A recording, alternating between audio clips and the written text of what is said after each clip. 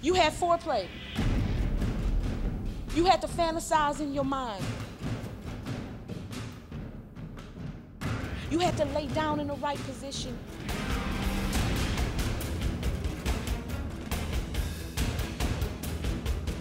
You didn't even want to do it in the light.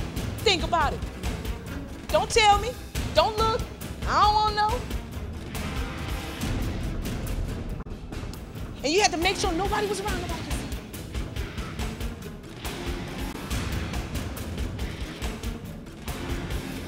Nobody can see. You created the same mood that a woman creates to sleep with her husband. And you did it all by yourself.